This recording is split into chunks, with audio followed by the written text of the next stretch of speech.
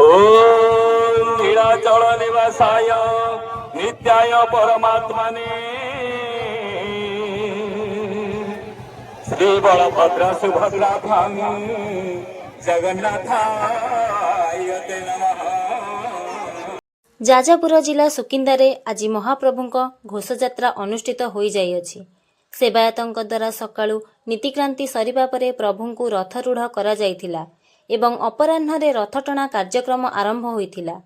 ଏହି ରଥଯାତ୍ରାରେ ହଜାର ହଜାର ଭକ୍ତଙ୍କ ସମାଗମ ହୋଇଥିବା ଦେଖିବାକୁ ମିଳିଥିଲା। ଏହି ଘୋଷଯାତ୍ରାରେ ହଜାର ହଜାର ଭକ୍ତଙ୍କ ଜନସମାଗମକୁ ଦେଖି ଯାଜପୁର ରୋଡ୍ ଚନ୍ଦନ ଜୁଏଲର୍ସ ତରଫରୁ ଏଠାରେ ଭକ୍ତମାନଙ୍କ ପାଇଁ ପାନୀୟ ଜଳ ବ୍ୟବସ୍ଥା କରାଯାଇଥିଲା। ଗତକାଲି ଏହି ବ୍ୟବସାୟୀ ପ୍ରତିଷ୍ଠାନ ତରଫରୁ ଆନନ୍ଦପୁର ରଥଯାତ୍ରାରେ ମଧ୍ୟ ଏହି ପାନୀୟ ଜଳ ବଣ୍ଟନ କରାଯାଇଥିବା ଅନୁଷ୍ଠାନର ସ୍ୱତ୍ୱାଧିକାରୀଙ୍କ ଚନ୍ଦନ କୁମାର କର୍ମେକାର କହିଥିଲେ। ଏଭଳି ଏକ ସେବା ମନୋବୃତ୍ତି ପାଇଁ ଚନ୍ଦନ ଜୁଏଲର୍ସ ଭକ୍ତମାନଙ୍କର ପ୍ରଶଂସାର ପ୍ରିୟ ଭୋଜନ ହୋଇପାରିଥିଲା। ଚନ୍ଦନ ଜୁଏଲର୍ସ ଯାଜପୁର ଜିଲ୍ଲାର ସୁନାରୂପା ଓ ଚାନ୍ଦି ଏକ ନିର୍ଭରଯୋଗ୍ୟ ଅନୁଷ୍ଠାନ ହୋଇଥିବାରୁ ରଥଯାତ୍ରା ଉପଲକ୍ଷେ ସେ ତାର ସମସ୍ତ ଗ୍ରାହକମାନଙ୍କୁ ଅଭିନନ୍ଦନ ଜଣାଇଥିବା ଦେଖିବାକୁ ମିଳିଛି।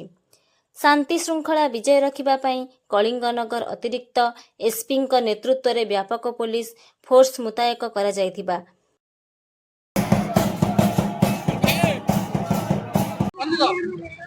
Pandi,